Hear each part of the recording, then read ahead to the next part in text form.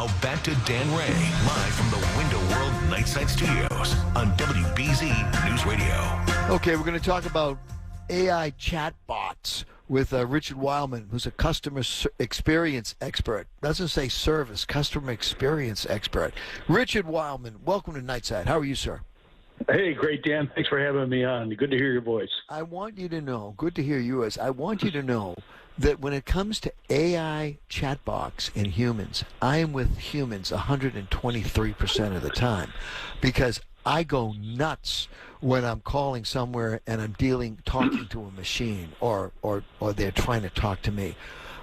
Is there any way we can kill the chatbots at this point and get it over with, or no? I don't think we can kill it, but I will tell you, you've got, I would say, 80% of the population standing in the exact same spot you are. People are absolutely fed up talking to a machine and getting caught in what we call the chatbot loop. And if you think about AI chatbot, it's been out, we'll see, 18 months, just for a number. That's pretty close. And it does serve a purpose. There's no question about it. It can answer questions, et cetera. But when it gets down to venting my frustrations or getting something resolved in a unique way or having that human touch, chatbots can't do that. I don't think we'll get rid of them, but the consumer is going to rebel. They're going to go to companies that humanize and personalize. You can personalize with a chatbot, but you sure can't humanize. You and I both know that.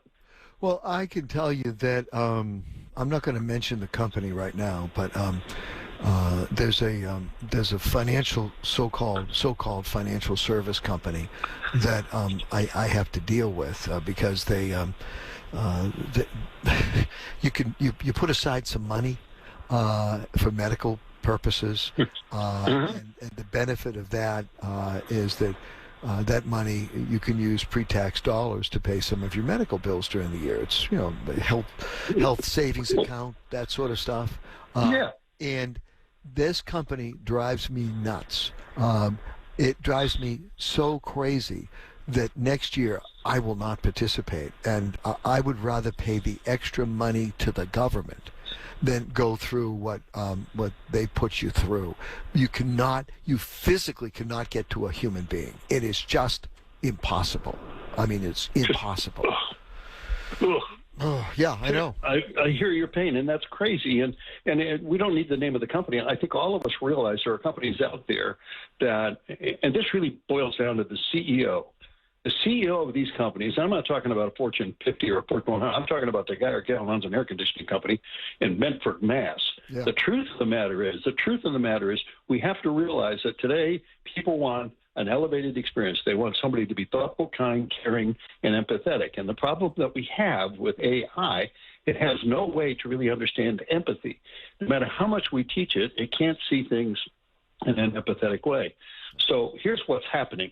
If you really step back and say, what's really going on? The companies that are pursuing stock price or record profits, et cetera, they think the path is, let's fire the customer service department and put it in AI chat, and that's going to be a home run, and Dan Ray's going to be a raving fan. That would be a no. You bet. So let's look at the flip side. I'll give you two examples. All right. Look at Chewy. Chewy is blowing the roof off the let's call it the pet category, which is a multi-billion-dollar a year business. Why are they doing that? Because I'll give you a quick example. A woman, her cat died in October. The standard food order came in November that she had standing with them. She called. Now, she could have talked to a chatbot and just said, my cat's died, and they would have said, donate it to a shelter, and we'll credit your bill. Yeah. But she called customer service. You know what customer service said?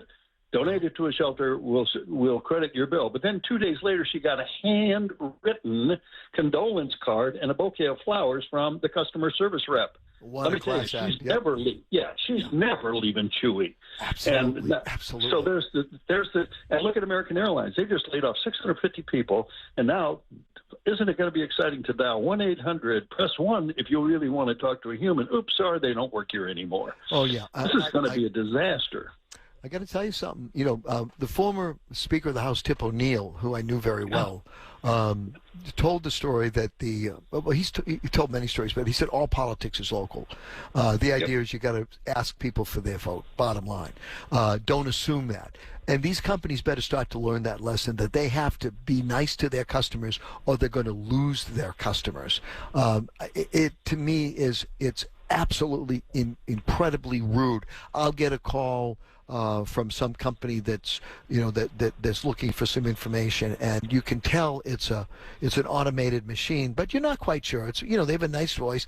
Hi, this is Mary. Could I ask you a few questions? So, as opposed to playing the game and say yes, and what type product? I always ask, what year did Carl Yastrzemski retire? And of course, when I'm talking to, could I ask you if you bye? Just have some fun with them. I mean, we got to pull all of these companies that are using people from third world companies. You can't talk to an American. We have to have companies in America that employ Americans and make Americans, real live Americans, not robots, available to solve problems. And those companies will succeed. And as a matter of fact, I hope that some company puts together some sort of an investment brochure, some investment company, and says, we only will invest in these companies, and if you invest with us, you're going to see those stock prices go up because people will go to those companies. That's exactly right. I mean, just look at the comparative we mentioned earlier. American Airlines, they're cutting 650 jobs. Look at Delta, rated number 1 in the United States. They've gone overboard to do everything they possibly can to elevate the experience. Yep. They're hiring customer service reps. Yep. Why? Because they don't want you to be caught in that constant loop. Yep. Leave your number, we'll call you back, et cetera, et cetera.